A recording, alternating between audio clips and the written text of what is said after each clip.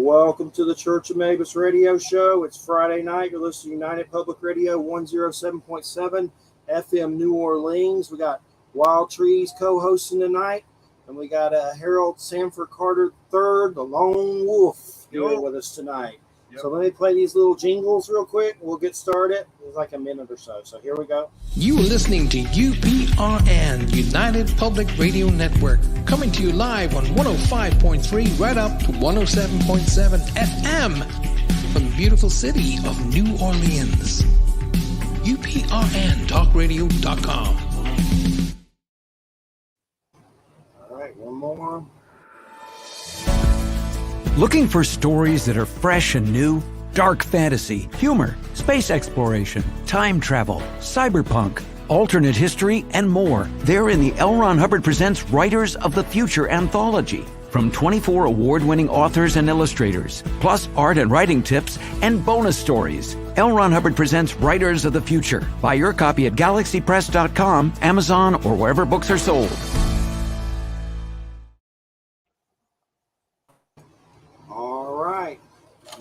Jay's been having to work a lot, so we've had Wild Trees and Bobby Dizzle sit in when he has to work and stuff. And then he had a kidney stone thing. He's got over that. But good to have you here, Wild Trees. Good to have you here, Harold. And what's your Harold? What's your radio show called? And give us some links and stuff so people can look at it. It's not a radio show. We do online pagan television. It's a television network for the pagan community. Okay. And the circle that I'm affiliated with runs a witch magazine, a pagan radio station, and also a pagan television station. So 3 different.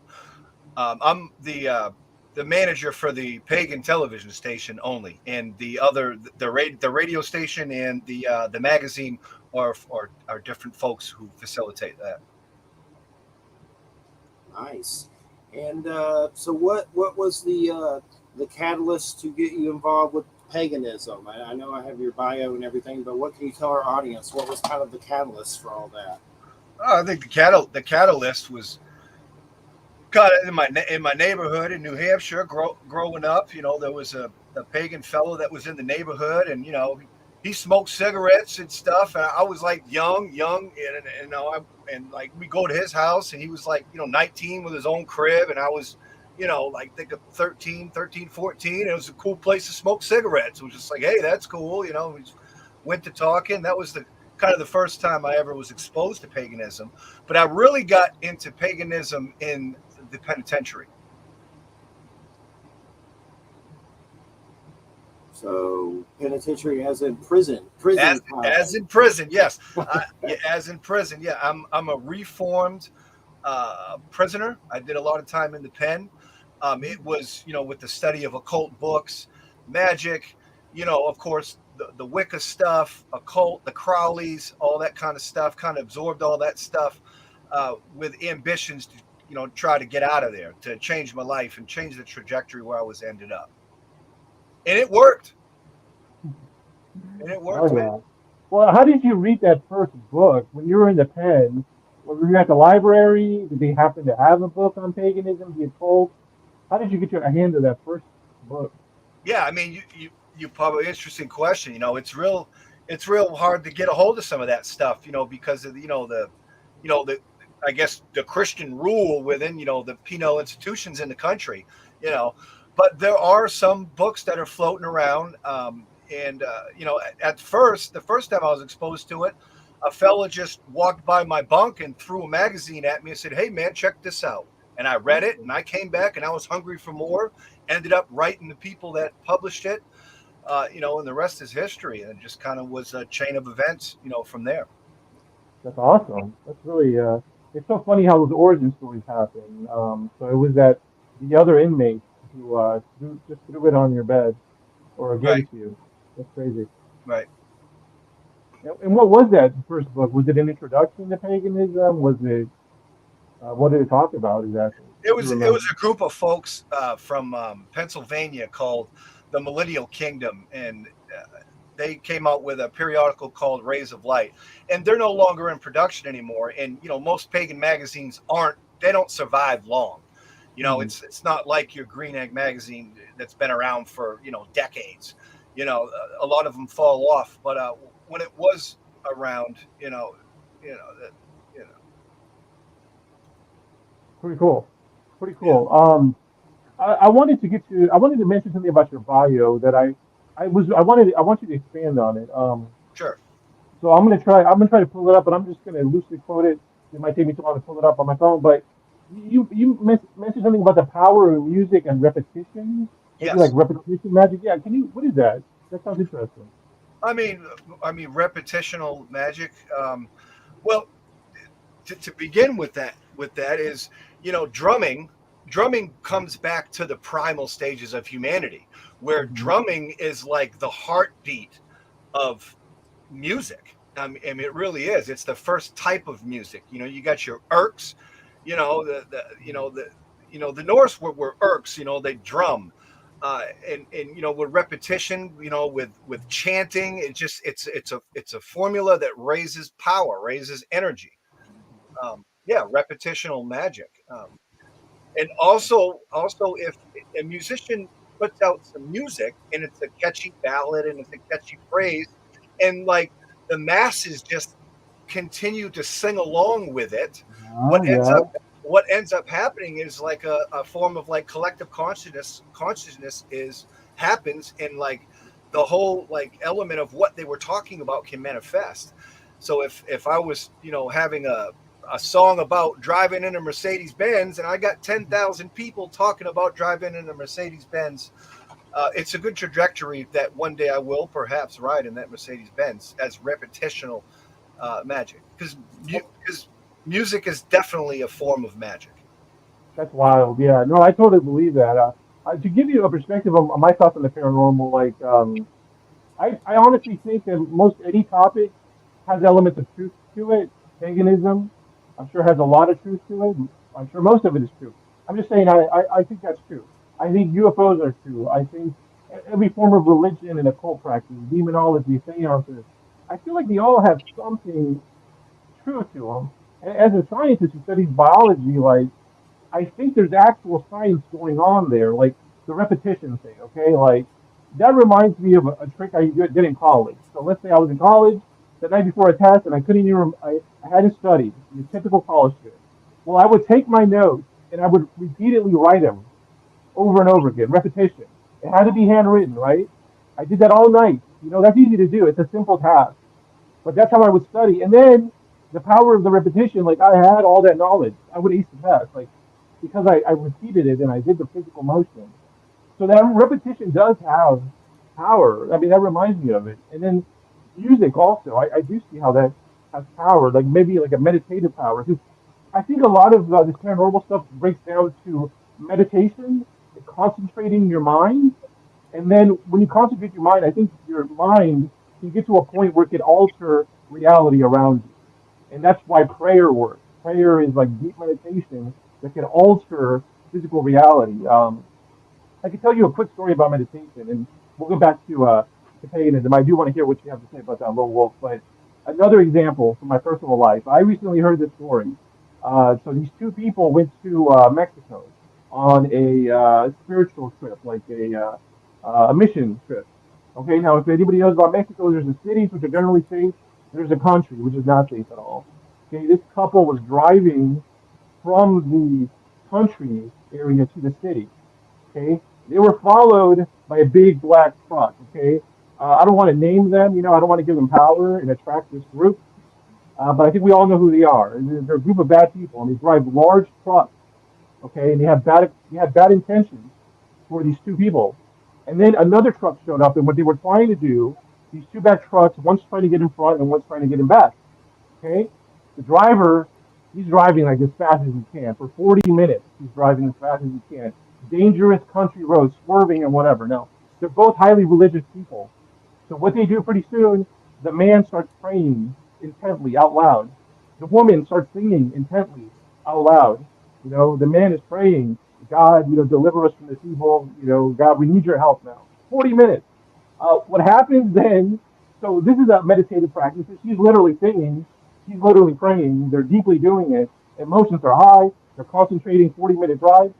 What happened was a couple of horses were like on the side of the road. They let these people pass, but then the horses got in front of the road. Okay, that stopped the truck, and it gave them enough time to go to the city. And that to me was pretty wild, even if it's just a coincidence. But yeah, those are my thoughts, Lone Wolf, about I guess paganism in a way as well, and meditation.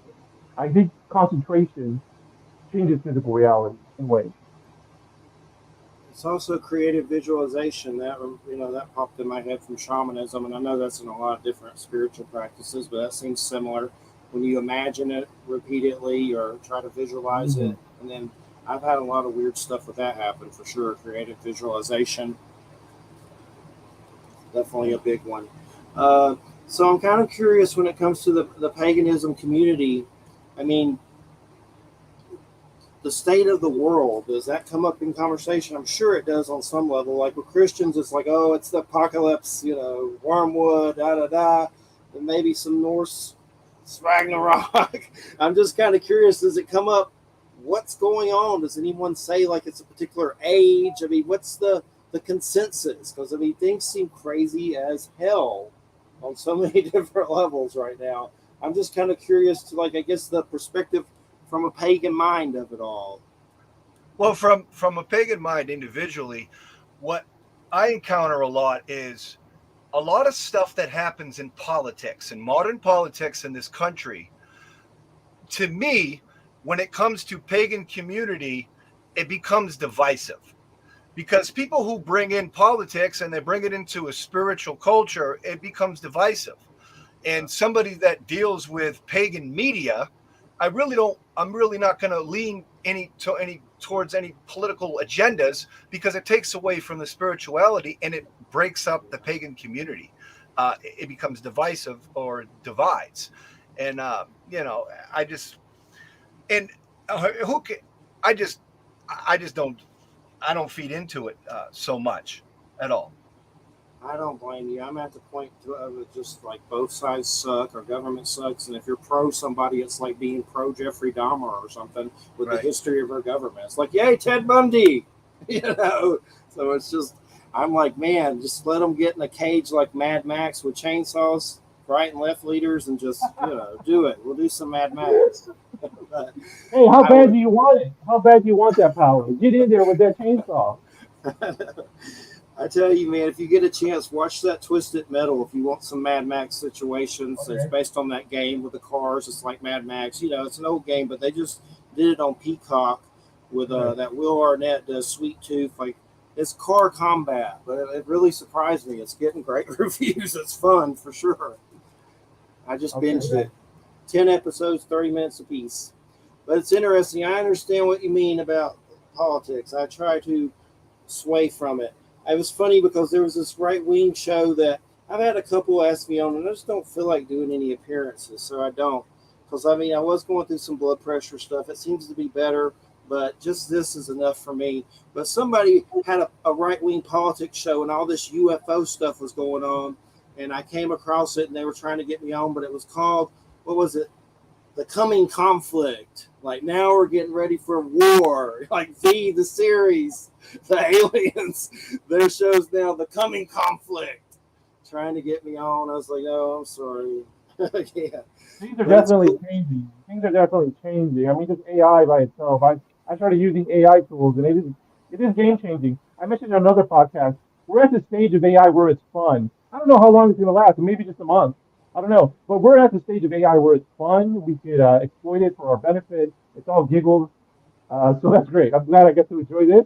Maybe some of my grandchildren will enjoy the Skynet version with Terminators, but I'm at the cool version right now, at least for right now.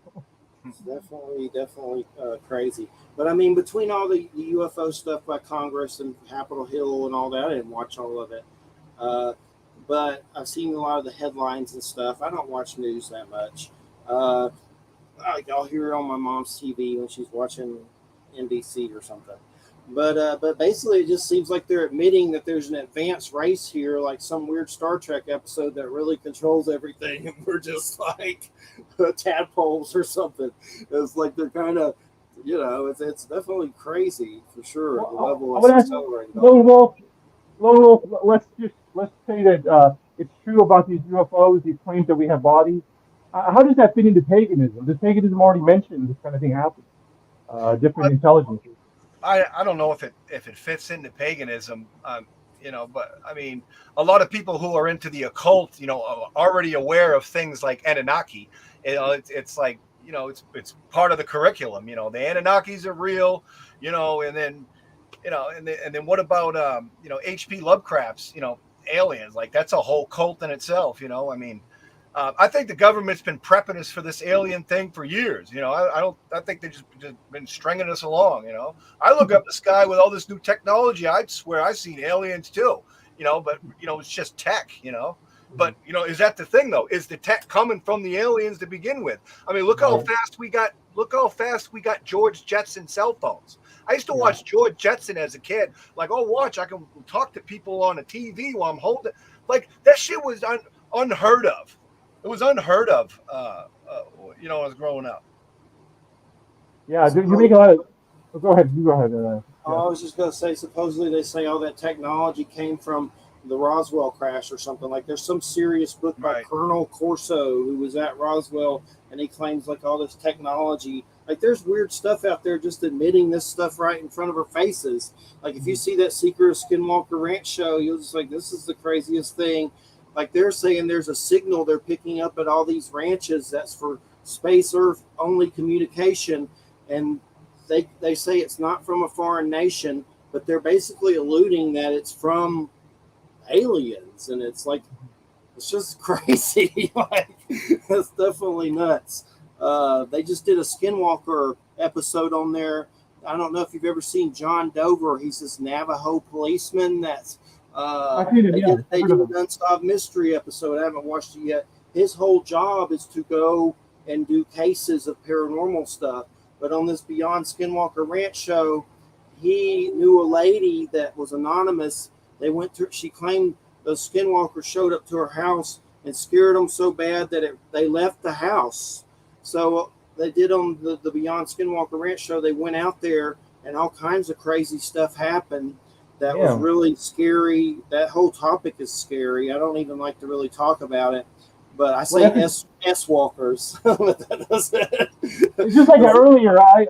Earlier I mentioned a group that's very dangerous. I didn't mention their name. Just like you don't want to mention. I do think, and people in Alaska and other places, they call it the hairy man. They don't give it. They don't call it by its real name. I do think that name thing has something to it. Like the group I was talking about. If I mention their name, it's known for a fact. If you talk about this group and they know they hear you say their name, they will find you. They will hurt you. So that's true. I mean, the name thing does have power. That's just interesting because you said S Walkers, and I just said this group, and then people in Alaska just say hairy man. On that, it's definitely interesting. On that episode, though, the lady said that the phenomenon went away after they went there, and because the phenomenon doesn't want to have the light shined on it or whatever. And the Navajo Nation gave her a new house because they left that house was trash. But it was interesting. But basically, this dude is a Navajo police, and his whole job is like some crap from the X-Files. He has a whole Unsolved Mysteries episode on those new Unsolved Mysteries. I haven't watched it yet, but his name's John Dover, and he's like, natives, they're the real deal with a lot of this stuff. They don't really like to lie, so they like, and they actually had a radio show on that episode in the reservation that asked people to come tell their experiences. And they, that was a big thing because a lot of them don't like to talk about it because they're afraid it'll give it power. And then a lot of them are coming forward because of that show and talking about it. And they have them on there was a guy that came on to the show on the ranch that when he was younger saw a humanoid werewolf type creature and was dead serious native dude. And during that show, he got sick. Like, a lot of people get sick on the show and they have to take them off the ranch. There's radiation, like high readings. It's weird. It definitely is weird. But when it comes to the paganism, like, what are some of the gods and goddesses in the pantheon that are mentioned a lot with all of this? Any of them have StarCraft. But what are a lot of the ones that come up?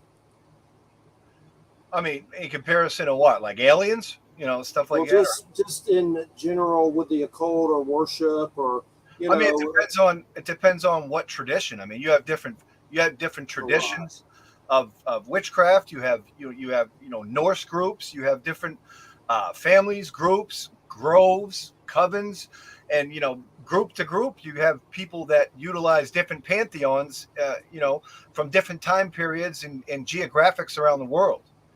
Wow, it's complex for my brain. It is.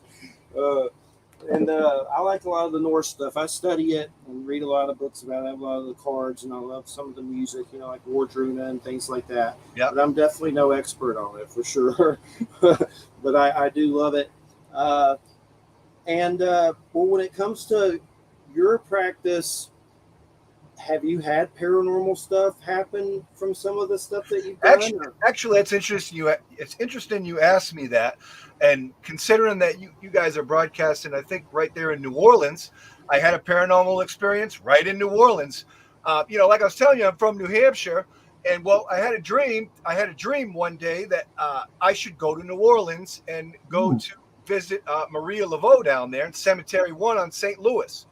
Wow. So I went down there with my 6-string acoustic and played in the quarter during the day. And at nighttime, I camped out right in Cemetery 1. Now, this is before they gated that place up, and now you can't get in without a tour guide. So, yeah, I used to pitch my tent in there at night, every night in Cemetery 1, and used to hide my tent in the tombs. So I went down over there, and so I maintained Maria Laveau's tomb, make sure that it was cleaned up nice. A lot of the tourists put junk and this and that, and and I put the candles nice. I light the candles. Adore the spirit of Maria. Maria, I was always intrigued by her, path and her path, her spirituality. So the paranormal experience that I had in Cemetery 1 was I was practicing what is called Enochian magic. Now, Enochian magic was a system of magic from John Dee from England. It's angelic in nature, and I was doing what is called the Enochian calls. And before I got to the Enochian calls, I was doing something called the Lesser Banishing Ritual of the Pentagram. Now, I did this in front of the tomb of Marie Laveau. When I was doing the LBRP in front of Maria Laveau's tomb, a brick from the top of her tomb fell off and landed directly in front of me. Once that happened, I booked it to the graveyard, right to the back end of it, where the grass where my tent was, went in my tent and didn't go back until the very next day. Chills down my spine. Probably one of the best, probably the top 3 paranormal things that I've ever had happen. So yeah, there are some serious energies at play in Cemetery 1 on St. Louis down there in New Orleans. Big fan of the place, the location and stuff. So that was probably my one of my favorite epic paranormal experiences. Yeah. Oh, and another thing that has really blown my mind through the years, that I was saying, I was maintaining her tomb. Like, people would put candles and trinkets. She loved lipstick. Cosmetics. People would leave that stuff there. I'd organize it all nice and everything. But I got bit by a hobo spider in front of her tomb.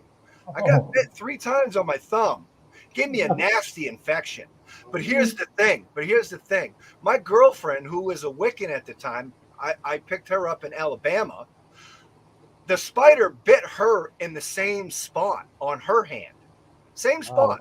What are the chances? Yeah. So because of that, I always say that I was bit by Marie Laveau spiders and stuff. But I have an understanding with her, and I thought maybe I did something wrong, but I don't think that I did. So what I ended up doing is, most people who practice the occult or ceremonial magic or witchcraft, they have something called a Book of Shadows. I had in my possession a Book of Shadows, and which I had a lot of the Enochian magic in. I left my Book of Shadows as an offering at her tomb, just to say, we're cool, right? Awesome. I love that. It's cool. Good offering. Sure. Definitely. what were some of the other paranormal experiences? Are they ghost type stuff? Well, the other, I mean, there's a few. There was one where I was researching a lot of stuff with the Golden Dawn magical tradition.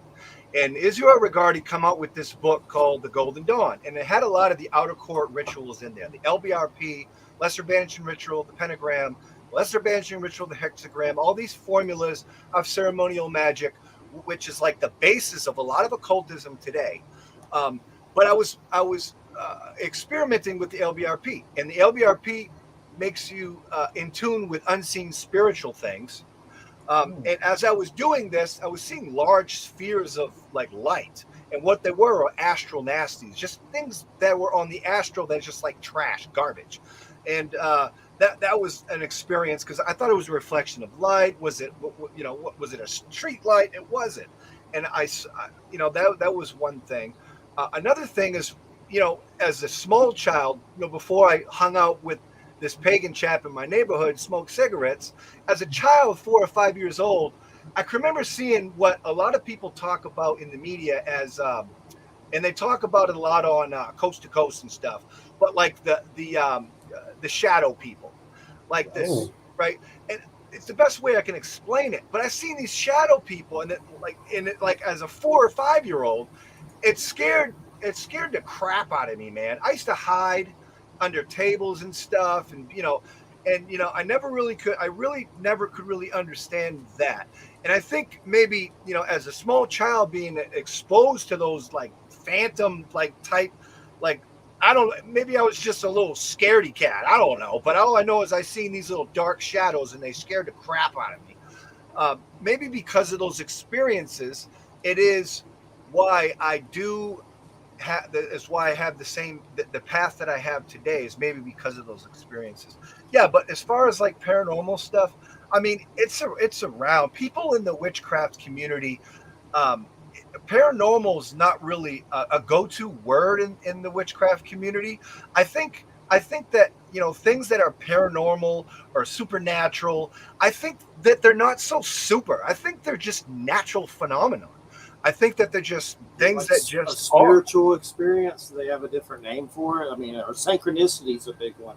Synchronicities are definitely cool, and I could probably synchronicities are definitely cool. Yeah, and I was just going to say with the shadow beings and stuff, I've seen those, and from what I've gathered, a lot of them, like I have a lady that's on a lot of shows, and she's helped me clear some things remotely, and she just said there were 2 shadow beings here. And she checked after an oven door blew up. And another house I lived at, a glass blew up. And she removed some things. But one interesting thing that I was going to say is we have a guy, Will Murray, coming on in September. He works at Marvel, and he did a comic called Squirrel Girl. And he does a lot of cool, like John Mars type fiction books and stuff. But he's a remote viewer for the government, and worked on Skinwalker Ranch, and he's coming on in September, and he does clearings like they remotely do it. Like that's a lot for me to understand. To me, you got to have a lot of confidence to do that, remotely clear ghosts from a house. But I know the remote viewing thing is a truth. I mean, there's weird government stuff with that they've, that there were people that worked in the government doing that where they see like far away locations. But from what I see from these shadow beings, what they've told me is a lot of them are kind of parasitical, like feed off maybe negative energy. But I've also heard that it could be things like bleeding through from another dimension. But one of my big experiences, and I've talked about this until I'm blue in the face, is I've seen beings of light, like energy beings, completely sober. I've seen them partying, but I've seen in Florida one day, completely sober, 2 beings of light leave my house and fly into the heavens as if they were in my home, went through the roof into the heavens, and I'll never forget it ever. And I know shamans call them like luminous beings of light and things like that. I've wondered if it's us dead, if that's what we are. But I wonder if the shadow beings are kind of like the opposite polarity of that or something, like the yin yang, Dark and light. The light and the dark. but it's definitely interesting. But I've seen the shadow beings too, and it's definitely creepy when you see one. It was like I saw a dark shadow go down a hall once that appeared to be a humanoid, and I had my father's ashes in a closet, and we ended up piling in a car and going up on a mountain and getting lost, and a Ouija board, this is a long ass time ago, told us the right direction, and we ended up right where me and my dad had been as a kid on Blacktop Mountain in Georgia near Raven Gap, where he went to some military weird school. And we put the ashes out on the mountainside and got on that board, and it spelled out I love you. And we like cried. We were like going around doing all kinds of drugs and stuff, crazy dudes back then in my 20s. But there's something to the shadow and the light for sure. And I don't know, let's say you're doing a spell or a ritual and something happens that can be considered like paranormal. I'm just kind of curious, what terminology would they use for an experience like that besides the word paranormal?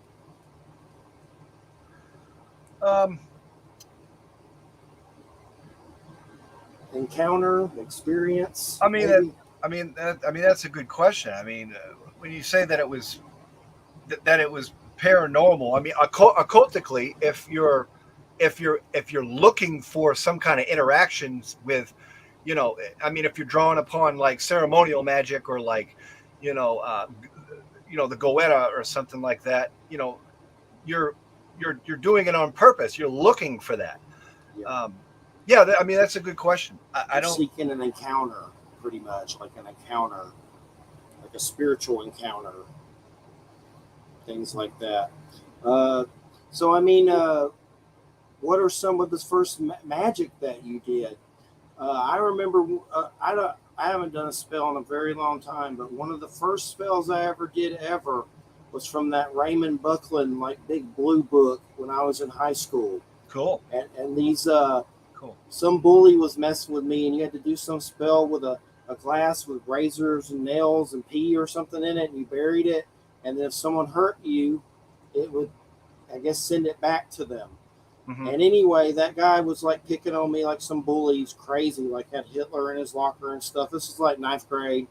I ended up meeting him at a construction site, and we beat each other up. And I never got in fights. I should have never went there to meet him. It was really out of character for my nerdiness. But I went there. But anyway, later he ended up at my work asking for forgiveness because his car got in a wreck. He knocked the girl up, went to jail, and he came back to my job and asked forgiveness.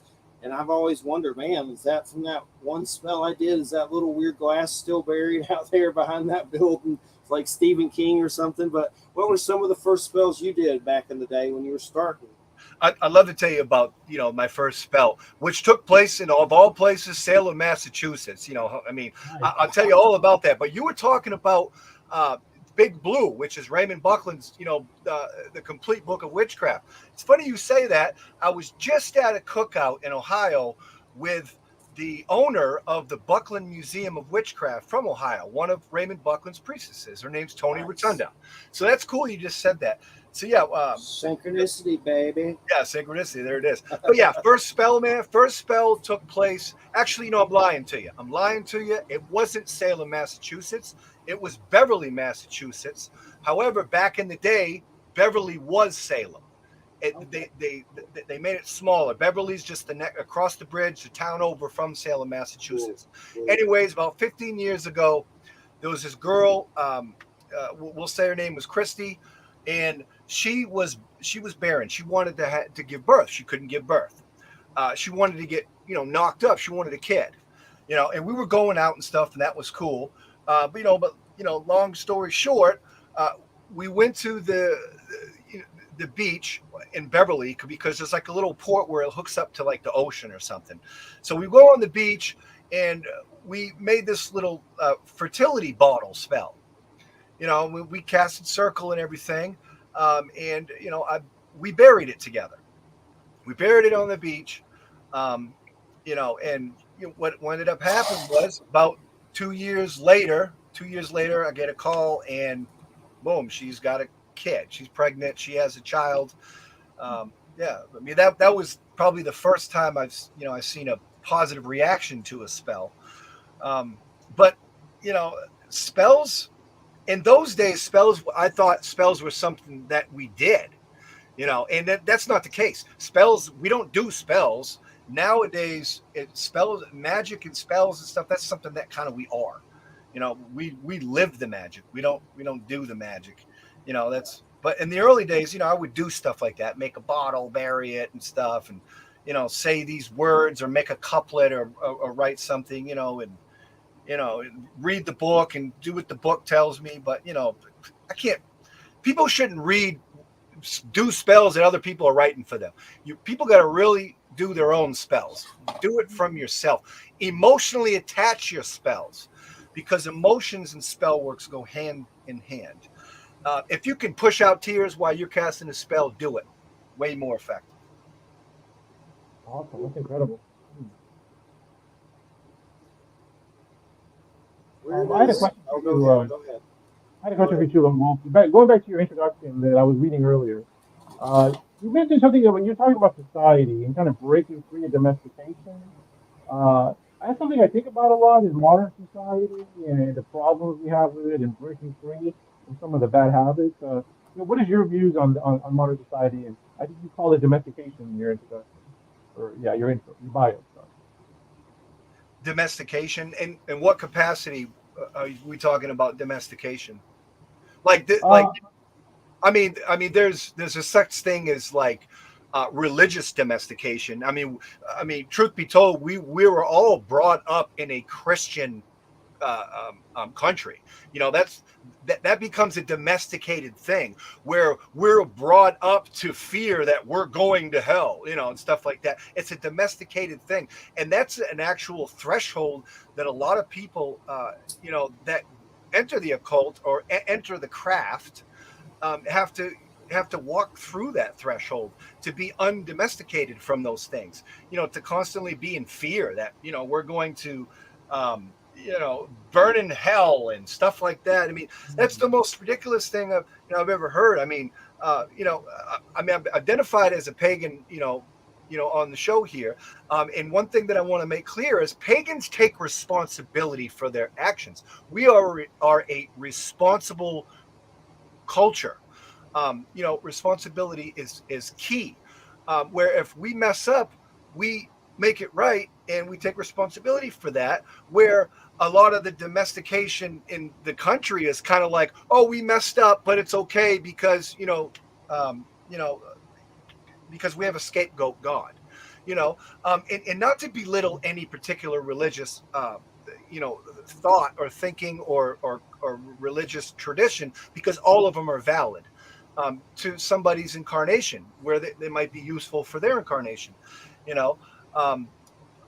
but I guess the point I'm trying to make is that pagans are a responsible bunch, and to undomesticate is important. Domestication in saying that we can't do something like, I guess what I was saying in the bio maybe was limiting beliefs, like limiting yourselves. I mean, sky's the limit, man. I mean, in my particular case, I came from the ashes. Ex-convict, rabid alcoholic, sleeping in graveyards with Marie Laveau. Today a different story. Now I'm award-winning pagan musician, program manager for a pagan television station. I'm an entry-level priest within a Kemetic temple. I mean, the sky's the limit. Limiting beliefs, domestication. There's blockages out there, and my best advice, I guess, don't be domesticated. Don't be sheep. We're not sheepish. The best advice God give to humanity is don't be sheep. Don't be a sheep. Be a bear. Be a wolf. Trek your own path.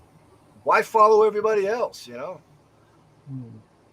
very true. Yeah, I see a lot of opportunity in being different. When I see just specifically a business opportunity or a research opportunity, I always see opportunity in just being different, just thinking something new. Like everybody's thinking this way, everybody's doing that. I'm not going to do any of that. Let's think of something different. Right. It helps you stand out and it helps you be successful in a lot of areas, I think. Right. Yeah. Pioneer something. Do something somebody ain't done yet.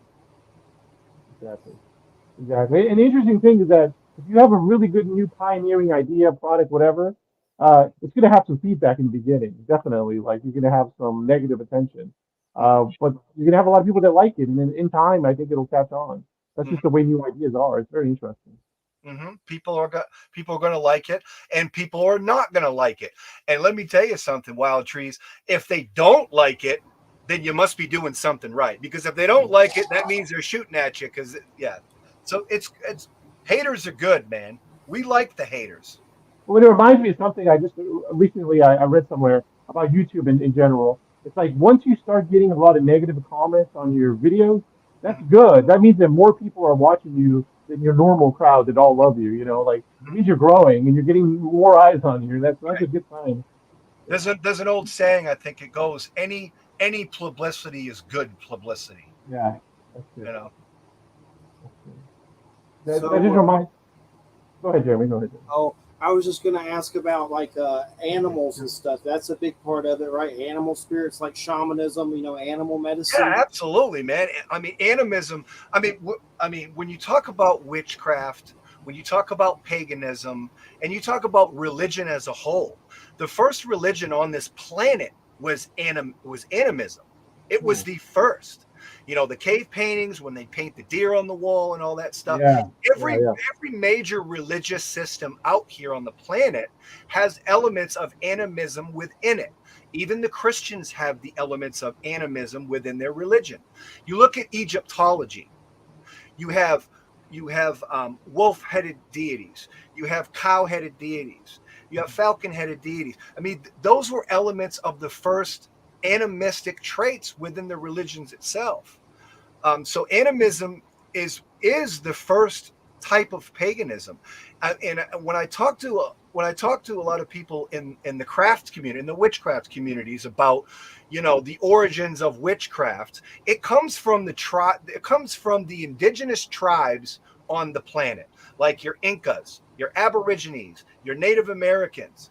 All of these different tribes infuse themselves with animism. And I know that Jeff was saying that he's like a fan of the Norse. The Norse were big fans of animism. How many? I mean, and not to bring Hollywood into it, but how many times have we seen Hollywood movies when the Viking warrior infuses the wolf and he just rips his enemies apart? Those were like the war cries. They infused themselves with a lot of mushrooms, probably, but like became a wolf and just ripped their enemies apart, man. So yeah, animism is definitely a component to modern day witchcraft, and it's the root. It is the origins of paganism and the origins of all religions on the planet. Very nice. The shape shifting come up? That's when you take on the spirit and like you can wear different things and things like that? Shapeshifters are cool, and Hollywood messes that up because they have all these effects and they turn into like a wolf and stuff, and Right. that's not really what's going on. There are modern day shapeshifters, and I just came back from a major festival, not a pagan festival, but a lot of pagans go to it. It's in Ohio. It's called Starwood. And at Starwood, there's a brilliant author, and he goes by the name of Denny Sargent. And I've talked to him. I know him. He's been Okay, on. Denny Sargent, that is the definition of a modern shapeshifter. Now, I literally was at Starwood. Him and his pack were walking by all on fours. You could hear them all night, man. They were doing it up. Modern day shapeshifters, and what they're doing is it's like a trance, man. They go into trance with it, and it makes them feel good, and it becomes an alternative state of consciousness, man. And that's their magic. So yeah, modern day shapeshifters, they exist, and I think that the historical shapeshifters, I think it boils down to ingestion of ayahuasca or some strange mushrooms, and there they go, howling at the moon all on fours. And I think that a lot of the old school pagan warriors kind of did the same thing, where they would shapeshift mentally into a wild beast to conquer their enemies. I had Denny on for his last book, Werewolf Magic. Yep, great That book. was this year. Yeah, that was a good one. I definitely need to get him on again. They basically get out in the woods and go crazy. And I was thinking of that Northman movie. That was a pretty decent, weird Norse watch. The Northman. Did you get to see that one, Harold the Oh yeah, Northman? oh yeah. I figured as much. But yeah, that was definitely good. What's creepy though with this Navajo situation, and this is definitely an evil side, dark side to this kind of stuff. The legend is that you're supposed to kill someone that's in your family that you love. Don't recommend doing that unless you want to be damned for eternity, by the way. But apparently, they say once you do that, you go off with these. They're like shapeshifters, but they are evil, obviously. But when they run, they sound like horses, and they wear like one had a horse head, a deer head, one had antlers, and that you go off with them and you gain powers and you just don't come back. It's creepy, and they're dead serious about it. Like the rational brain's like just trying to wrap around it, but there's something to it. It's definitely the dark side. I prefer the positive shamanic side to all this, of course, but that was a whole episode that was just on Beyond Skinwalker. But it's definitely fascinating, and I've heard about the Norse berserker like rages being from was it mushrooms or definitely some kind of psychedelic that they took. There's some connection to that for sure. Right. It's funny that ritual you said. I thought it was always funny that the it's not worth it. Like, okay, so you have to kill a loved one, and what do you get? You get to turn into an animal. Like, I need that's not enough. Sounds crazy. And then not enough. and then if you get caught, and go to the slammer or whatever. I mean, do you still become one? No, probably not. You just become like an old serial killer that gets a book deal or whatever. Right. But I don't know. It's crazy. I'm sure I'm missing some part of it. I'm missing some part of the story that makes it. Stay away from it. We shouldn't be talking about it. But here's what's creepy too. That book Hunt for the Skinwalker. They released a sequel to it, Skinwalkers at the Pentagon, and it's about military personnel having phenomenon follow them home from that ranch, and they felt like their children were in danger. So there's definitely. I saw an interesting perspective on what was going there. That's called the hitchhiker effect. And there's this guy. He's a PhD. I think he's a sociologist. His name is Simeon Hein on YouTube. Simeon, last name Hein. Simeon Hein. He's a really cool video. He had an interesting perspective on the hitchhiker effect. He thought it wasn't necessarily that something was following you. So what the hitchhiker effect is you go to Skinwalker Ranch. It's been reported that if you go to Skinwalker Ranch, and what happened was that when they were studying Skinwalker Ranch, they hired a bunch of military people. So these were men and women, I guess. They were like very aggressive, past military security. They had guns. These are the type of people that have experienced the Skinwalker effect. These tough-looking individuals. They would be targeted when they were in Skinwalker Ranch, which is in Utah in the Uinta Basin. They would be targeted by the paranormal activity. Okay, they had incredible experiences. Then they would go home in another state, and then their family would see dog-headed creatures or paranormal stuff called the hitchhiker effect. Now, Simeon Hein said, maybe it's not something following you from Skinwalker Ranch.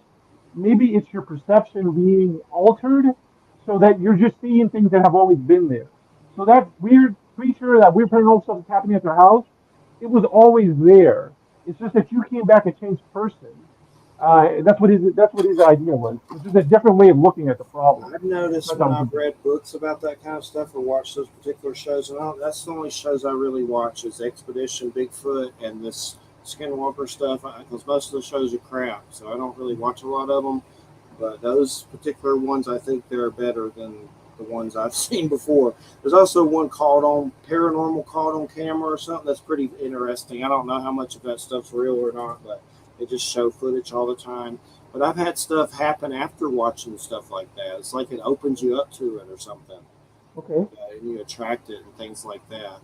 Well, look, I know this is like something. This is something that's out there. I'm not saying it's true, but I'll say Mexican religious circles. So a lot of Mexicans are Catholic. A lot of Mexicans now in Texas at least are Baptist. But anyway, growing up, you would hear this a lot. And I'm not saying it's true, but they would say, don't even start studying the occult. Don't even start reading about the occult or paganism, etc., because that's enough for it to start messing up your life. It's just kind of like what you said, Jeremy. I'm not saying that's true. I'm saying that's just a common thing that's said among certain Christians in America. Yeah, Yeah. it's Crap, man, crap. Can I elaborate with that? yeah. Go Sure, ahead. of course. I mean, I'm completely against that. If it had not been for witchcraft, I would still be in a penitentiary right now.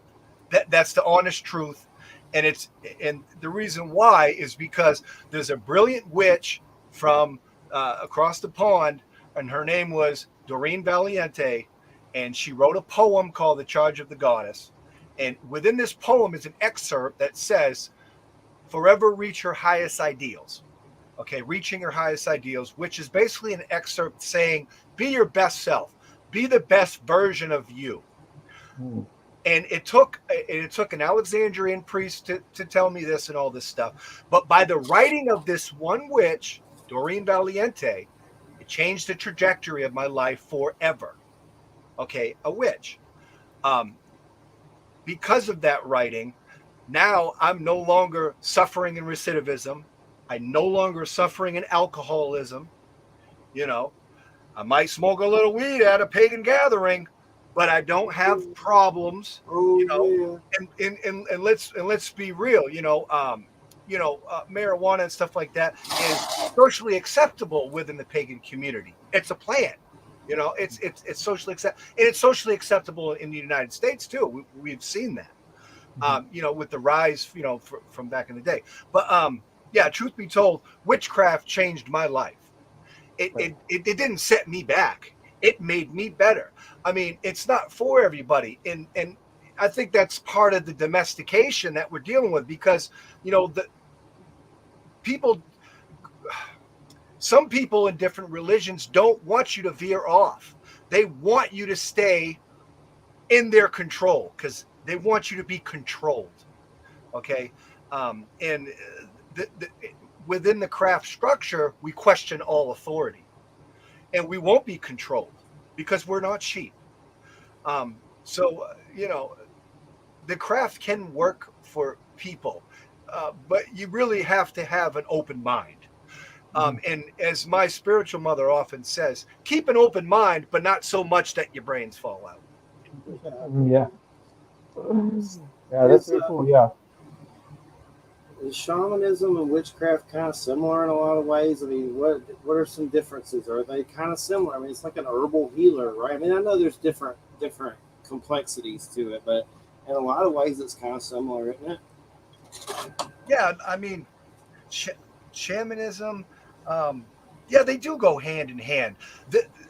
There's a really cool witch that lives in Wisconsin by the name of Selena Fox. She does this big nature reserve called Circle Sanctuary. She's done a lot of things, in the States for like, she made the first grave markers for military to have pentagrams on their tomb for like these military guys, were dying in wars. They wanted a pentagram on their tomb and be adorned by the military. She made all that happen. She's a great priestess and stuff. And the reason why I bring her up is because she's into what is called, probably contemporary Wicca, but it's with the shamanistic flavoring. It's like shamanistic Wicca. So yeah, shamanism and Wicca do go hand in hand. But and I think I'm not really sure of the definite. I'd have to look. I'd have to Google that stuff, man. Shamanism. I mean, I'm not a brains. I don't know everything. I come with flaws too. I think. I found her on Google, Yeah. Well, yeah. Do share. and definitely. I've had a lot of the Norse, like Evelyn Rysak. She's got a lot of a Norse shamanism book.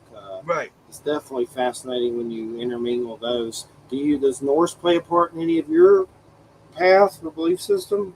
Well, to be honest, I'm 7% Norwegian. I did my DNA, and doing your DNA in my family is part of the it's part of the path. It's just something that you do. So it does play a part because you know, I am Norse, 7%. You know, Me it's not too. really I that am much. too. But yeah, I mean, there was a time where, you know, it doesn't play into my path. I mean, I don't walk that particular path. I have a lot of friends that are Norse. Um, my favorite pagan text are the Havamel, which is in Norse text, which is basically a text, a pagan text that was like transcribed from like Christian monks and stuff, I got you it. know. But I mean, they're around when you start living the pagan life, the pagan community, because I really distant myself from like modern society, like going downtown, go to a bar, shoot the pool. Like I don't have a normal life like that. I don't affiliate with anybody but pagans. You know what I mean? I have displaced myself from society, and I don't know if that's part of my coping mechanism. That helped me combat the recidivism and alcoholism that I was telling you about.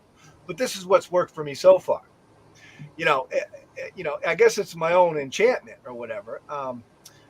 Uh, yeah, I forget where I was going with that, but And yeah, I looked her up. I'll check that out for sure. And she has like a sanctuary. You said right, like a nature preserve or yes, something. yeah, Cool, cool. yeah. She has a beautiful sanctuary. A lot of the pagan musicians go out there to a thing called Pagan Spirit Gathering, and they jam out every year. It's a big festival that they have out there. Um, I've never been to that one particularly. Um, But yeah, she does. But she does some. Well, I know in her earlier days, because she's been around for decades and decades. I mean, it was public knowledge that she was into shamanistic Wicca. Um, but yeah, you're right. For some reason, the Norse and shamanism kind of go hand in hand. But I mean, a shaman can come from any indigenous tribe, because you have Native Americans that are shamans too. I mean, I would assume, but I think with the Native Americans, I think they called them medicine men. Yeah, they don't. Some of them don't like to say that. Right. And if I did that to offend anybody, I apologize. It's not intentional. Some do, some don't. And it Right. just And it's depends. it's not intentional. I mean, I What have about I'm sorry, I was just asking, what about Santeria, Lone Wolf? You know anything about that? reminds me of Sublime, dude. I don't practice Santeria. I ain't got a little crystal You do the ball. voodoo. You do the Yes, voodoo. Santeria. I don't have much.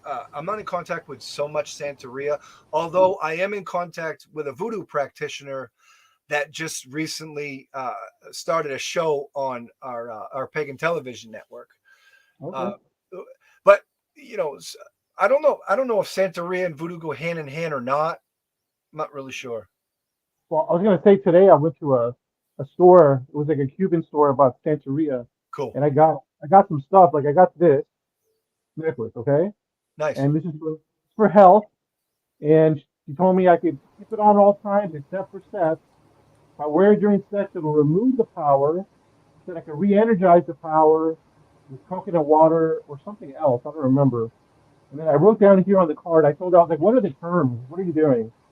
So the name of the necklace, this is Spanish, Cuban, Cuban essentially, it's called Obatala. Obatala is this, and she put some stuff on it as well called Caceria and Humero. Anyway, I thought it was interesting. I'm going to try it. You The, say the you're other thing supposed was to really, wear it during sex. Is that what you just no, said? don't wear Don't it during wear sex it. Okay. because Or it'll you'll remove make the power. gremlins. Don't feed them after midnight. Okay, all Yeah. right.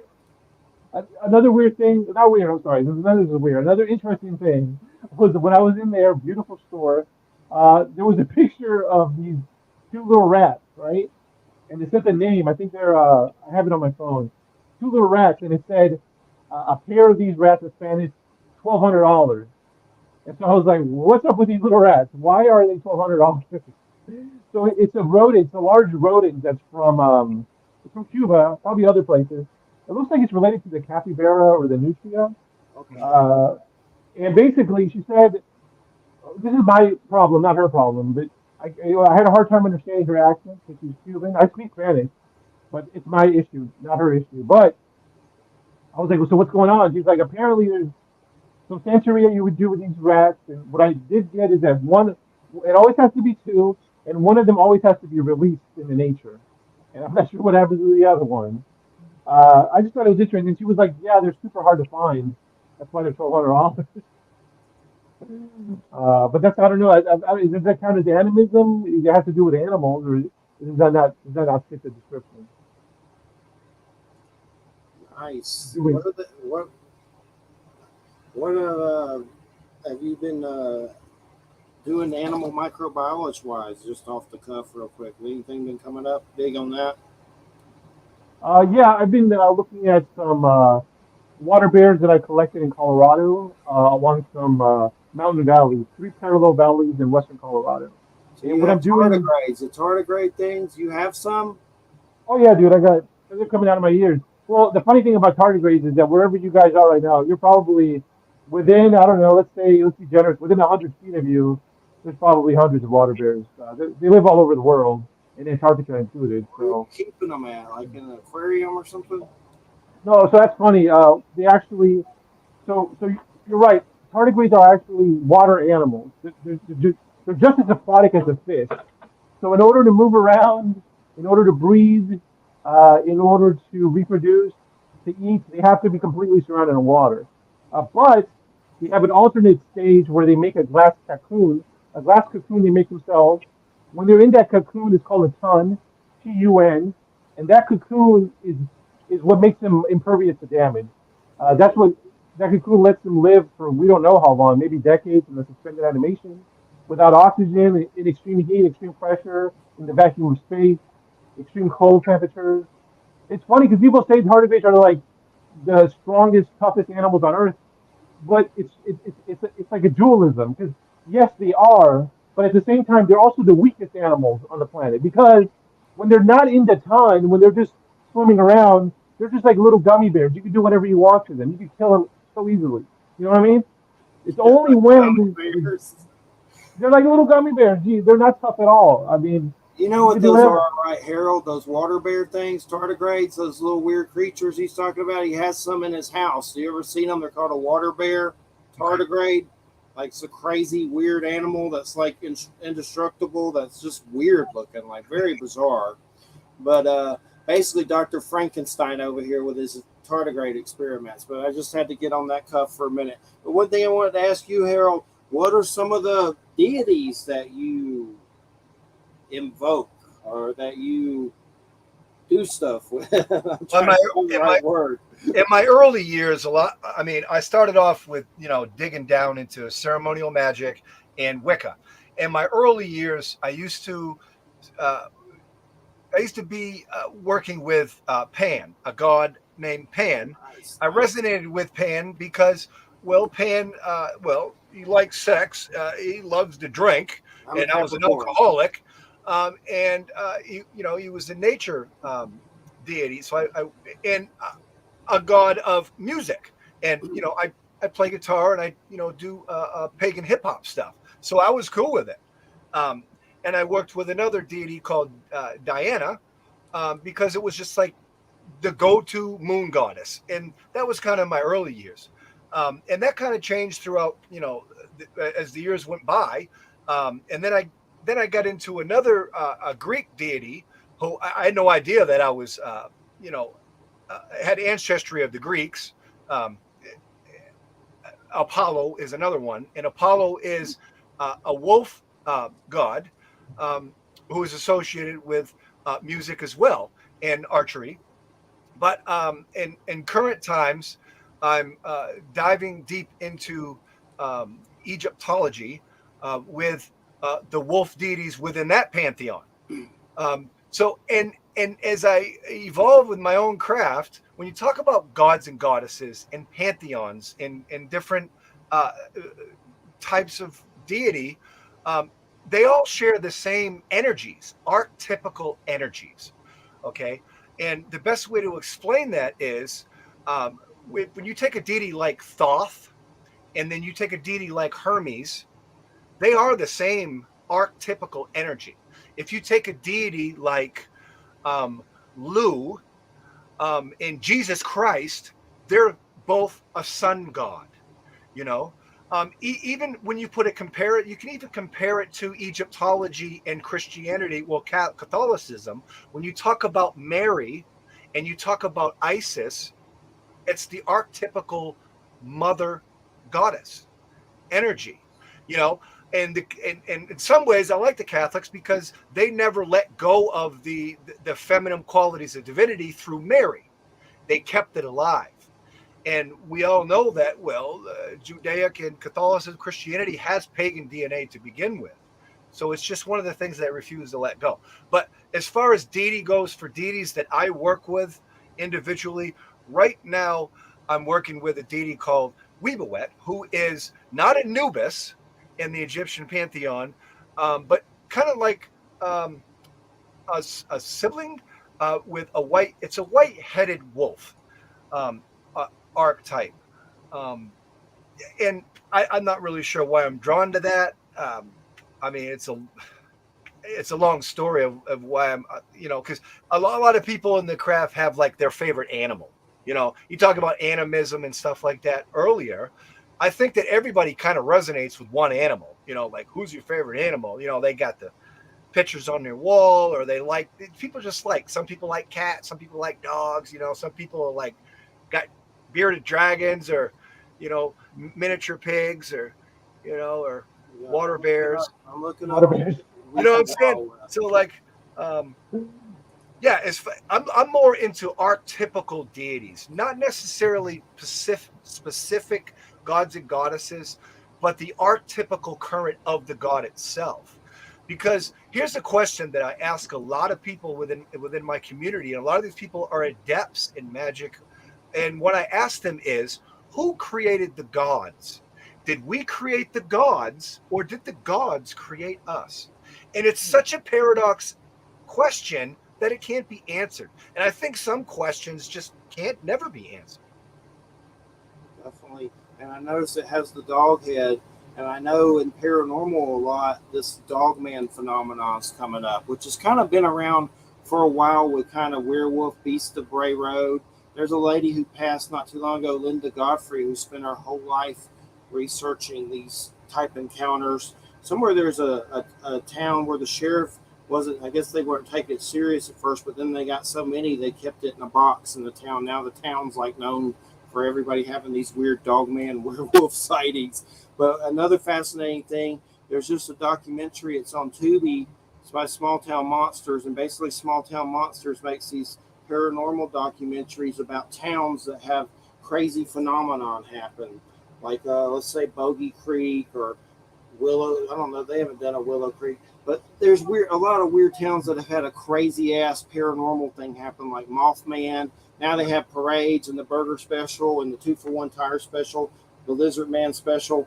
But anyway, they make documentaries about these towns, and they just did one. It's on Tubi called the Dogman Triangle, and basically it's about people having a werewolf sighting, and they go interview like these serious like country ass farmers who, don't go out there. There's packs of them, and they're dead serious. And like the police have been involved in stuff. I don't know, maybe they're all nuts, but I think there's something to it. Because when you look at these Egyptian gods, like the ones we were just mentioned, that they have animal dog heads. Who's to say there's not races of these things? It's crazy, but they also fight Sasquatch, by the way. And Sasquatch rides dinosaurs in the Hollow Earth. But anyway. But we had a dude on, Sunbow True Brother, and Sasquatch Message to Humanity. Really cool dude up in Quebec that has studied with shamans all over the earth and tripped with them, and he has books about it, and he wrote all these Bigfoot books. But he said there's a bunch of alien races here, and some of them are good that help us. Some of them have gone rogue, cyborg, AI, and are like robot, like. Just the way he described it was bone chilling. Like it was definitely. Well, it's funny because when you listen to alien accounts, people seeing Close Encounters of the Third Kind, Fourth Kind, or whatever. There's always the Greys. That's the most popular. Then there's like some reptilians, mantids. But there's always this other, and there's human-like Nordic, but there's the other category that's just random one-off. They're just like you never see them again, like the Calvin Parker Pascagoula robots with like carrots sticking out of their head. You see all these weird, like the Hopkinsville goblins. So that to me tells me that there's probably a whole lot of different types out there. There's some that are more common, and then there's the types that are very uncommon. Something you said earlier too, Lone Wolf, you're talking about how it could be that this alien technology is right in front of us, like cell phones, the George Jetson style cell phones we finally got. So it could be that the aliens, the technology, it's been right in front of our noses. It could literally right now we could be looking at it. But the other idea that is interesting to me is that the aliens could be even closer than that because I guess this has to do with the Anunnaki, but the idea is out there as well that we are products of manipulation from some group of aliens. And they use some of their DNA on us. If that's true, then just look at a mirror. You know, the aliens are right here. We have their DNA. And that could be very useful to understand them better because if we understand ourselves better and we're part of them, then we can understand them better. Mhm. And I know also with Aleister Crowley and stuff, that weird lamb story is pretty weird. That was kind Lamb of like story? weird, where he Yeah. invoked some kind of being that kind of looked like a gray or something. There's some weird picture on Facebook. Someone put that creature on their truck, and it said, "Have you been washed in the blood of the Lamb?" LAM.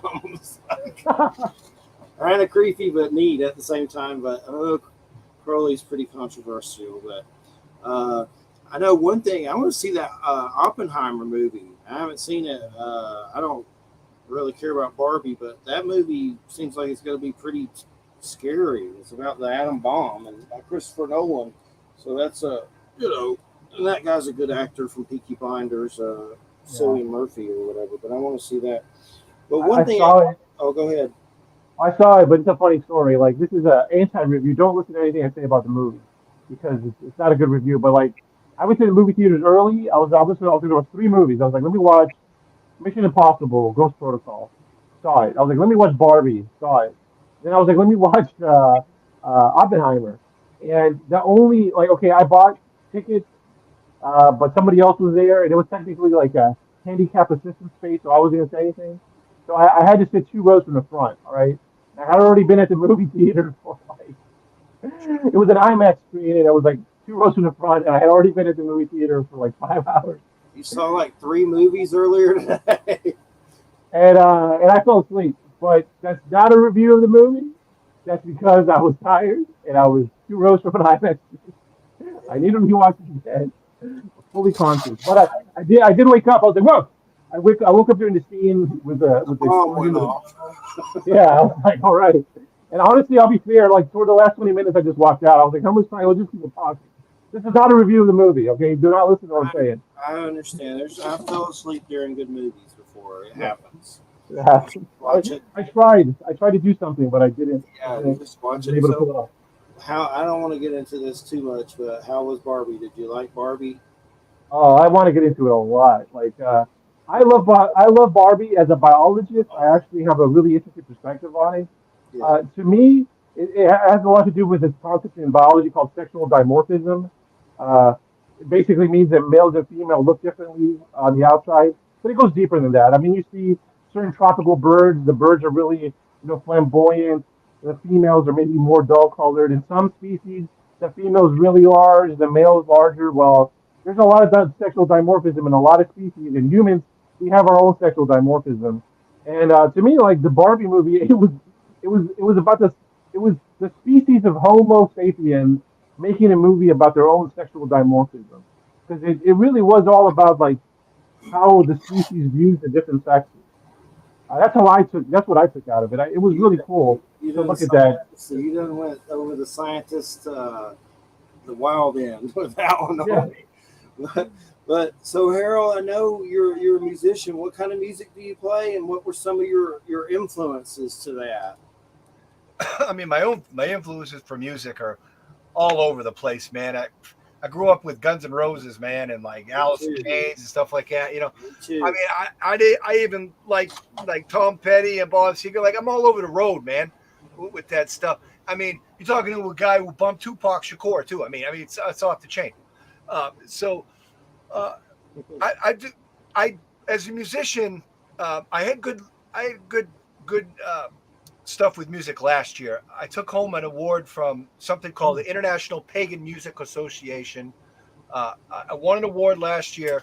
You know, uh, I show you the thing. It's huge, man. It's Ooh, huge. Big award for it. You quartz. know, it's like some, you know, for and I took this home basically for pagan hip hop, where I'd get up on there and I'd basically be, hip hopping, but I didn't call it hip hop. I called it witch hop. And with Oh, this nice. and with this witch hop, basically, I'd be rapping, why it's cool to, why is it cool to be a witch, basically, and I just talk about the different things that I'm learning and everything.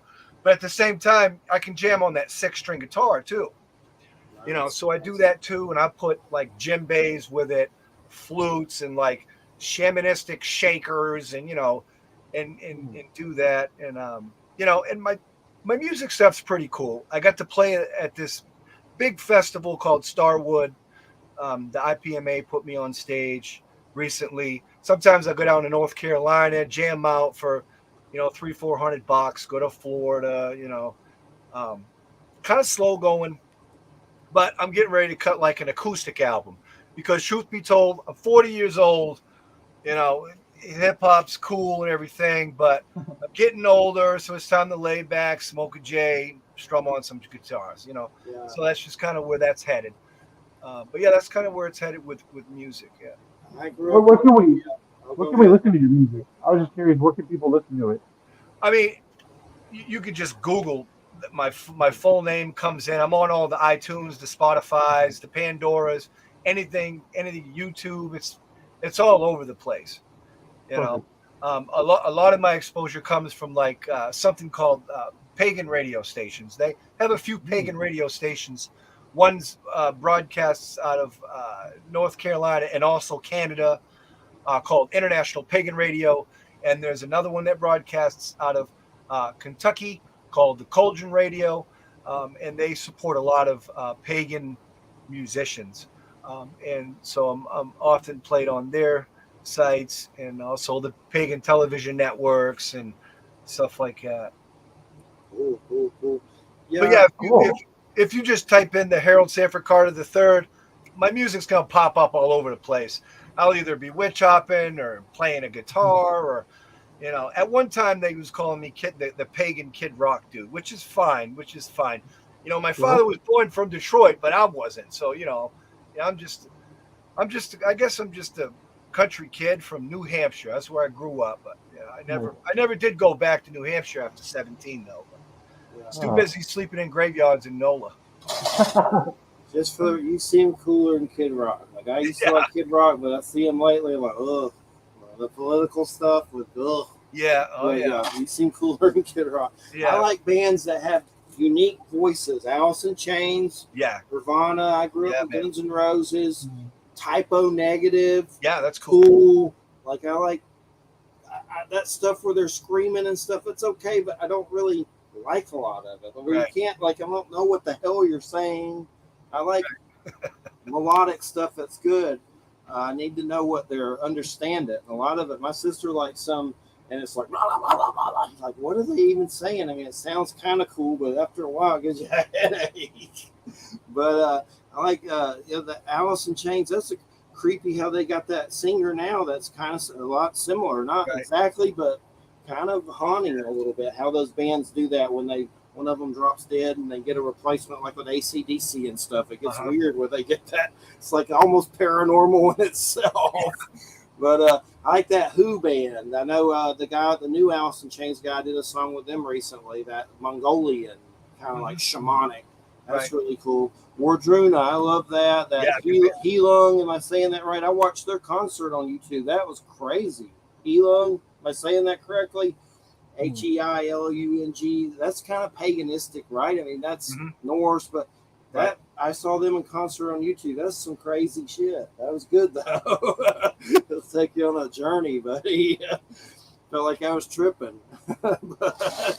but definitely. What are some of the bands that you listen to like that now, though? Maybe I can get some find some. And I'll definitely listen to yours too. The bands I like now, inspiration wise, they got the guy in what's called the Druids, like a Druid.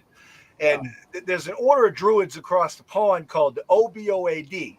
Don't ask me what that stands for. I'd have to Google it. I can't remember. But I remember OBOAD. And there's a fellow by the name of Dom the Bard. And his real name's Dave Smith. And some people call him Darv the Bard or Dom the Bard. But he just won like this really cool award from a couple of radio stations.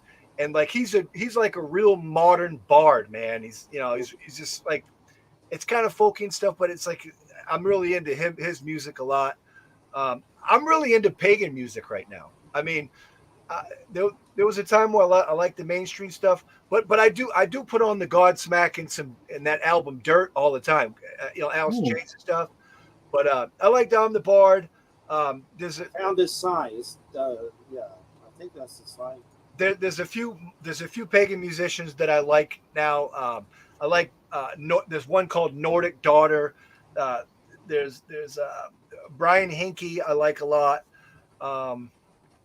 Yeah, I've always been a fan of Godsmack too, because I mean Godsmack solely from voice, yeah, solely from Godsmack is a Wiccan, and he was involved with Laurie Cabot's family in Salem, I believe.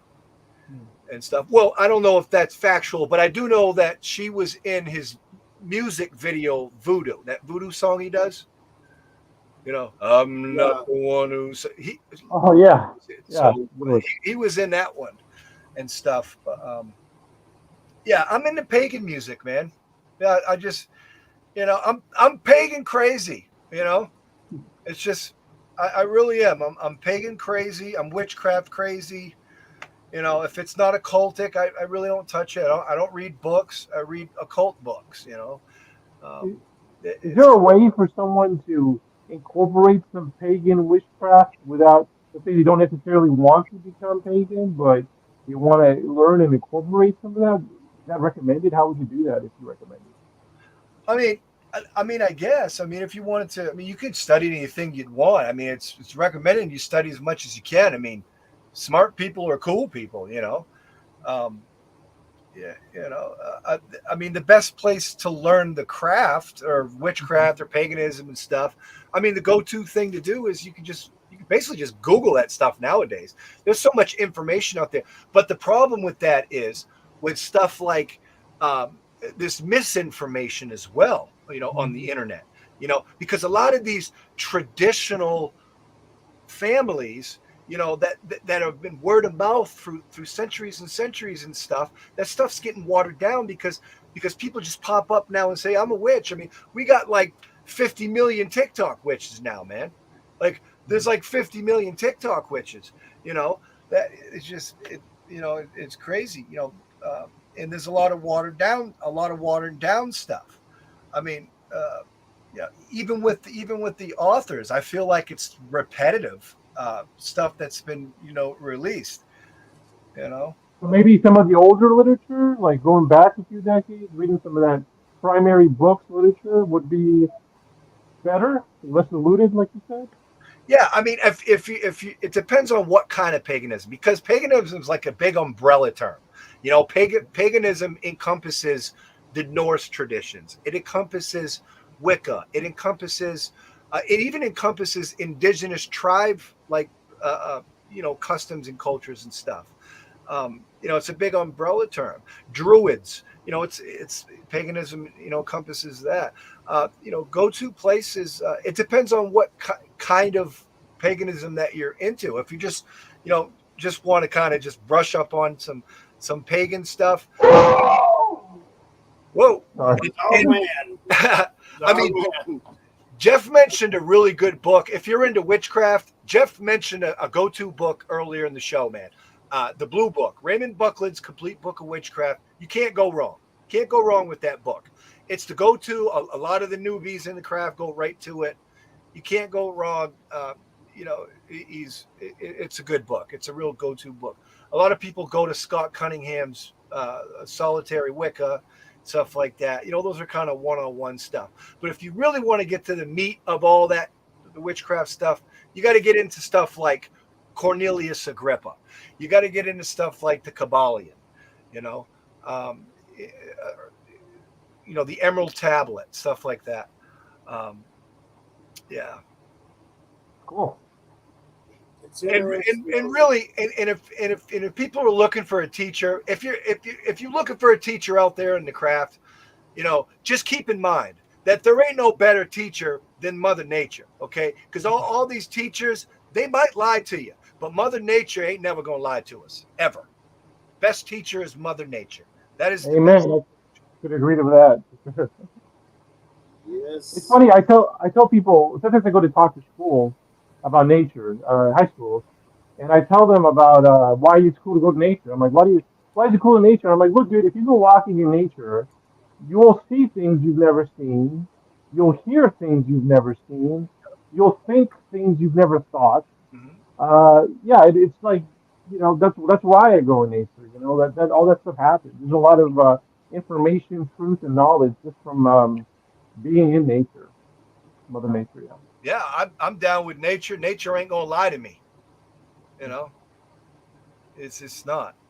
From a pagan to a biologist, man, nature doesn't lie to us. That's why nature rules. Yeah, It's true. It's yeah. very true. I talked about earlier about how I mean the Earth is so powerful. Like probably I thought about it. The Earth is probably a superorganism. The planet itself is alive. Yeah. We are just like its cells. Our bodies are made of trillions of individual living cells. Probably the way the Earth works. But the other thing is the Earth is so powerful. People don't realize it. Like everybody talks about. Maybe you don't hear it so often now, but people used to say, "Save the planet." We got to save the planet. Dude, don't worry about the planet. The planet is going to be fine. There's Mhm. been several mass extinctions. The Right. phrase should be save the humans. Because if we become extinct, it's going to be the best thing for the planet. If all the animals, this has happened before, like 99% of all the life on this planet has died multiple times. One time's an accident, twice is a coincidence, three, four times. I think we have a trend going on here. Probably going to happen again. Don't freak out. But the planet's going to be fine. If all the animals were to die on the planet like they have before, give the Earth 30, 100 million years, which is nothing for the planet, it's going to be back. It's going to be better than ever. So the planet's fine. Don't worry about the planet. It will recover. Worry about the species that are alive right now. That's what we're really worried about. You know. That's right. That's right. And I mean, things are crazy ecologically right now. I just read something about a super volcano in California that they were concerned about, like a whole article about it. I forget which one it was, but uh, and Yellowstone's always doing crazy stuff. Yeah. I know that Schumann resonance has been really off the charts. And a lot of talk about the pole shift. Even some native tribes have made comments about the poles, the magnets and stuff doing weird stuff. My friend just sent me an article. Let me try to pull it up. I think something in the ocean, like a jet stream. There's a current in the ocean that's incredibly important for the way our life is right now, and it seems like it's going south. It's not going well. Let me see. Wasn't there something like If a you pull it, weakness in the field or something? we're probably just going through a moment of change. Like the planet, like I said, it's had all these massive changes before. Okay, we need to be aware of this. Okay, it's happened so many times where all the life on Earth dies. It's probably going to happen again. I'm sorry. Don't freak out. It's natural. Live your life. Enjoy it. But we're probably going through some major changes right now. It looks Extinction like it. event, an extinction event. Yeah. Okay, here's the article. Hold on. It's called the Gulf Stream. Yeah, the Gulf Stream could collapse as early as 2025. So yeah, the Gulf Stream is a current system in the ocean that's incredibly important for the way our life is right now, to put it, in a nutshell. And I've been hearing scientists talk about it, deteriorating. Like I said, look, here's what I think about the Earth. This is honestly, as a cynic and a biologist, I don't think humans are going to be able to get our act together. I think these changes are going to come, and we're going to. Here's the thing: it's so funny to me. We're going to have to change radically as humans, no matter what. But we get to choose. We could change radically before things get really, really bad and uncomfortable for our species, or, which is what I think is going to happen, things are going to get incredibly uncomfortable for us. A lot of suffering, and then we're going to radically change and adapt if we're going to continue living. But that's so funny to me because we're going to have to change anyway. So we're just going to wait till it's the last option. And that's just the way it is. Where we could, we have the thing is that right now, as of today, all this weird stuff that we're talking about, it's completely reversible. If we all got together, we can reverse it. The Earth could be better than it ever was before. We haven't passed the red line. We probably won't pass the red line for a long time. What we're really battling is the human collective habits of humans, the collective habits of humans as far as our energy consumption, our lifestyles, and probably greed economically. But that's funny to me. So we're going to be fine. All our houses are going to be built on crazy stilts. Our houses are going to be 20 foot high. That's why the Jetsons were up so high, because they messed up the planet. That's what's going to happen.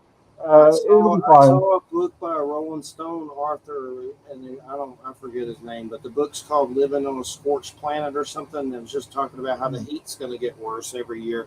And I'm in Florida right now, and it's hard to be out during the daytime. It's like so humid. Just walking to the mailbox, I feel like I'm on fire.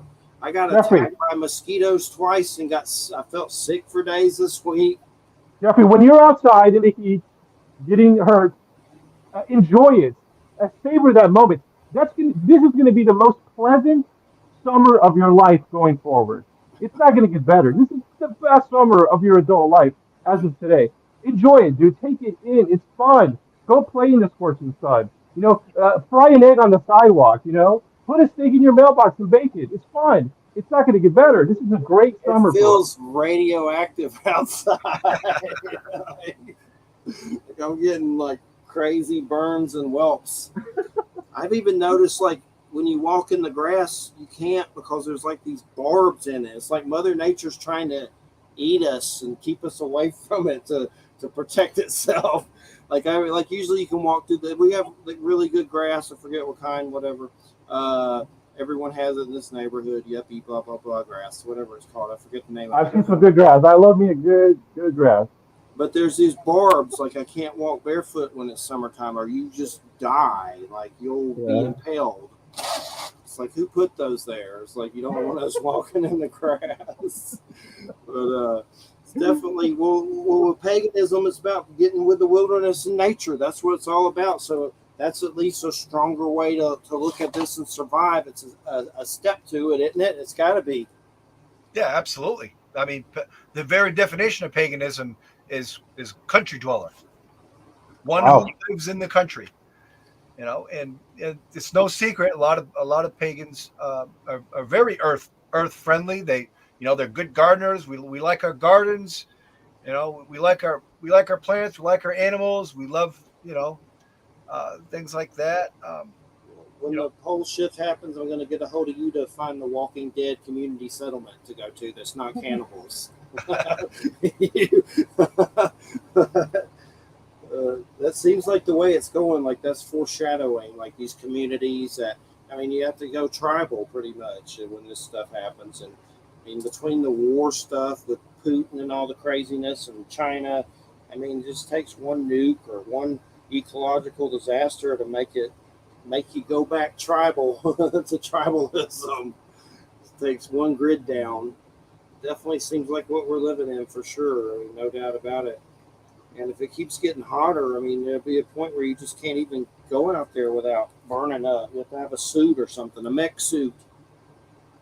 I think that's funny. It's gonna be funny. Like I don't know if it's gonna get this way, but it'll be funny. I thought about it. Kids playing. It's gonna look like we're on an alien planet. It looks like we're gonna be on Mars with our suits on. We're just gonna be on Earth, throwing the ball around outside. We got our filters on. We got our air conditioners. We're completely covered by the UV rays, which will give us skin cancer, and we'll love it. That'll be life. But that's what might happen to the planet. Like I said, in a way, the planet's changed so many times. It is natural for the planet. If the planet's alive, it changes. It goes through areas, times when it's extremely cold. There was a time when oxygen became prevalent where it was poisonous to the majority of life. Oxygen. So the planet is moody. It's temperamental. It changes constantly. Luckily, humans are adaptable. Like I said, we're very adaptable, and we're very resilient. We're the cockroaches of the mammals, I guess. We'll stick around for sure. At least a little bit of us. It's interesting, Harold, that you brought up Pan. I'm a Capricorn. I've done some research on that, and there's Pan's very fascinating. I found something a long time ago that told the story of how, how Capricorn became that sort of. It's a really weird story about Pan getting caught self-pleasuring, and the gods punish him and give him a serpentine tail in the Nile River. Like, I don't know. It's like, I don't know if it's some kind of mythology or something, but I read it somewhere. But I was just curious how he got a fish tail. It was just kind of, Capricorns are weird. Like, it's Pan with a fish tail, like a mergoat. and and weirdly enough, when I was in junior high, I had an incident where I was self-pleasuring and got caught by a family member, and a friend told my entire high school, and I got made fun of in ninth grade. And then the next year got testicular cancer and lost one, and then went through chemo and all this crap at 17. And then a few years later, my dad died, and I started to have crazy ass experiences. And I read a lot of occult stuff. I experimented with drugs. I started dealing. My dad told me when I was alive, if you ever did drugs, he'd kill me. So I was always scared to do them. But when he died, I was like, ah! And turned into Scarface for a couple of years. Almost got caught, went to jail, and had a miracle happen to where I didn't. I was selling stuff and had it in the house, like meth and coke and stuff. And this was in Georgia. And the police came because a neighbor called because of loud music. And I took that stuff and put it on a shelf in the back room. And they came in and searched that house and did not find it and took me in for disorderly conduct. And I came back the next day for $50. I had to pay $50 and gave it back to the person it belonged to. And it was weird because the police car they sent out for me fell in a ditch, and they had to get another police car to come get me. And it was just for disorderly conduct, and they didn't find it. And if they would have found it, I probably would have did 10 years and died in prison or something. But it made me quit, and I haven't touched that stuff in like 25 years or more. But anyway, all that suffering somehow opened my senses. And I jokingly say like Odin's eye, but maybe an eye is a little bit more important than a testicle, debatable. But somehow all that suffering opened my senses to where I saw beings of light, UFO activity. I saw some weird little cloak beings in the woods that a friend saw with me. And it's just interesting, these spiritual experiences. And during that time, I read a lot of stuff on witchcraft and Druidism and shamanism, and even the weird little Necronomicon, weird Simon crazy books that give me the creeps that aren't really real, but there's something creepy about those. We've had Peter Levenda on, who supposedly was part of that Simon collective that wrote that. But I remember being on drugs and screaming out from that book. I was an it like a fool, pretty much, back then at a graveyard. But it's just interesting, the paths we've taken, how it opens us up, and I've noticed how suffering can bring on these experiences and stuff like that. And then I have PTSD from some of this stuff. Like I've had UFOs over houses with multiple witnesses, like the UFO was there because of me or for me, and I don't remember being taken or anything like that. If so, I don't remember a damn thing. But I've had weird celestial something in the skies over my house with witnesses, and seen some weird beings, and that's why we do this show. And interestingly enough, that's why I think all the radio and the TV and stuff that we do raises consciousness about paganism and spirituality or UFOs or whatever. At one point, I was having trouble getting interviews and said a prayer and had a weird UFO sighting, and family saw it with me. And the next thing you know, I started getting interviews with people like Stanton Friedman, nuclear physicist that I've seen in UFO documentaries, and Nick Pope and William Burns and Nick Redfern, like famous UFO people that, it was like it was connected somehow. And that's what made me start doing this, though. I saw weird crap, pretty much. 16 years later, and here we are. But the Pan thing, what was so appealing about that? That's interesting, especially you tie in Bigfoot and weird creatures of the forest. Yeah. But what about Pan was appealing to you? I mean, is that like, what did you do did you communicate with it? Did you do like rituals around him or spells and stuff? No, I didn't do any spells with Pan. It was just kind of, who I was walking with or trying to draw upon the energy of Pan, because Pan is a musician, and I've always liked to play music. Pan loved to drink the vine. He liked his wine. He loved to get drunk. In the early days, I used to be the biggest lush in the world. So it's just kind of like attracts like. Is it the horn god though, like Kernanos? Is that all similar, Pan, or there's different things, but it's kind of like that energy, like the antler horn god. Right, right. Which is absolutely. That Kernanos stuff, I've seen some of the artwork of that. It's pretty interesting for sure. I mean, there's something to that. Just that earth energy. Yeah, it's beautiful stuff. Beautiful. And I'm a Capricorn. What are you, Harold? Well, my sun is in Aries. Okay. Sun sign is in Aries. In Aries. What are you, Wild Trees? Well, sign, baby. I'm on a cusp, so sometimes I'm Gemini, sometimes I'm Taurus. Okay. I always don't know which one it is. There's no Capricorns weird as hell, and Saturn and all that, and a lot of weirdos are Capricorns, like Rob Zombie and Marilyn Manson and stuff. It's weird. David Bowie was one, but he's still really weird. There's weird energy. Anthony Hopkins, that's another one.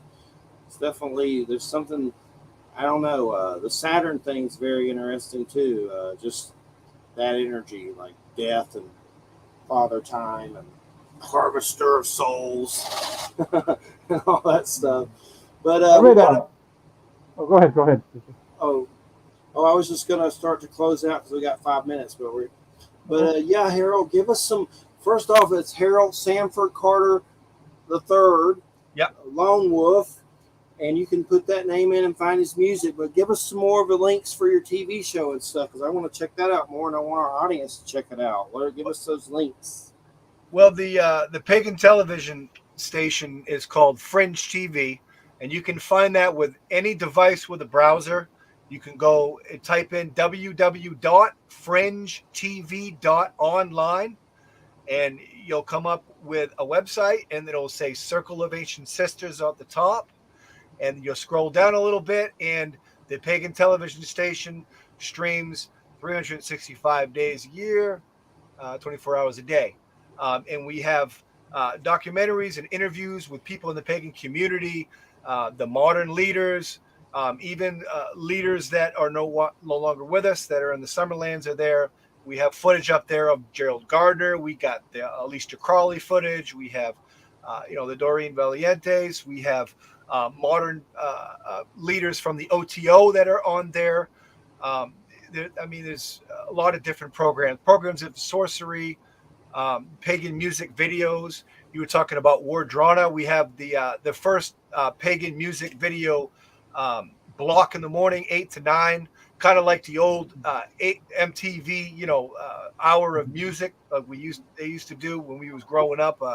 But it's just pagan music, www.fringetv.online. My show is called The Lone Wolf Show. It plays every Sunday at 3:00 and Monday through Friday at 9. And there's also other shows on there. The radio station that is affiliated with my circle is called the Cauldron.net. Cauldron.net plays all kinds of pagan music from around the world. That about wraps that up, man. Definitely. Well, we appreciate it so much. It's been a great show, and we'll definitely be in touch when the apocalypse happens to find these communities. I'd rather live in one of the pagan ones than one of the weird Christian ones, probably. Yeah, man. Come on over. We got a 50-pound cauldron outside. We'll feed you. I don't want to do no Waco, the Christian stuff.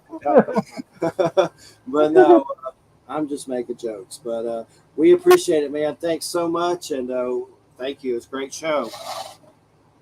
And thank you, Wild Trees. Thank you. Thanks, everybody, for listening.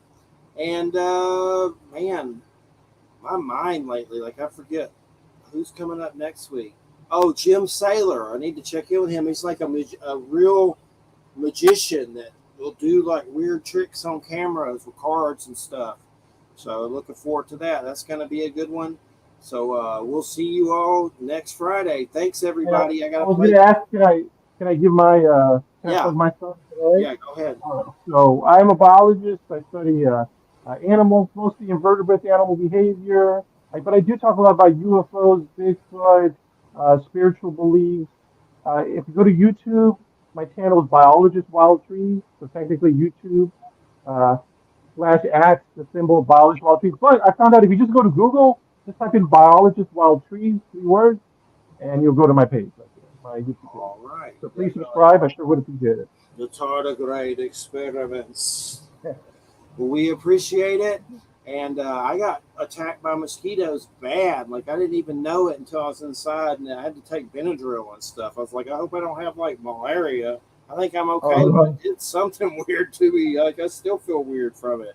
They were, like, just waiting outside the door for the fresh meat, like, to get me. But all right, everybody, have a good weekend. Watch Twisted Metal if you want a fun show. That's by the guys that did Deadpool and Zombieland. It's on Peacock, all 10 episodes, 30 minutes apiece. And it's like a Mad Max situation. But it's good. It's got some comedy in it, so it's good. All right, everybody, have a good weekend. Good night, everybody. Thanks, everybody. Take care, Harold. Take care, Wild Trees. I got to play these commercials, and then I need some carrot cake. Somebody made a carrot cake. I'm thinking about it. All right, take care, everybody. Bye. Let's see. All right, take care, man. I got to play these doodads. You are listening to UPRN, United Public Radio Network, coming to you live on 105.3 right up to 107.7 FM from the beautiful city of New Orleans. UPRNTalkRadio.com. Looking for stories that are fresh and new? Dark fantasy, humor, space exploration, time travel, cyberpunk, alternate history, and more. They're in the L. Ron Hubbard Presents Writers of the Future anthology. From 24 award-winning authors and illustrators, plus art and writing tips and bonus stories. L. Ron Hubbard Presents Writers of the Future. Buy your copy at galaxypress.com, Amazon, or wherever books are sold. It's time for you to get out and nominate your favorite podcasts. There's an amazing show I want you to consider for the People's Choice Podcast Awards, Writers and Illustrators of the Future podcast, in 3 categories: education, storyteller drama, and art. For 4 years, the Writers and Illustrators of the Future podcast has provided advice and tips from international best-selling authors, world-class artists, contest judges and winners, and industry professionals based on the world-famous Writers of the Future contest created in 1983 by L. Ron Hubbard to help the aspiring writer and artist no matter their age. It is dedicated to the future of storytelling and art by showing that it is never too late to start, and those who make it are those who never give up. Go to podcastawards.com to nominate the Writers and Illustrators of the Future podcast in any or all of the 3 categories: education, storyteller drama, and art. That's podcastawards.com, and please take a moment and go out and vote now.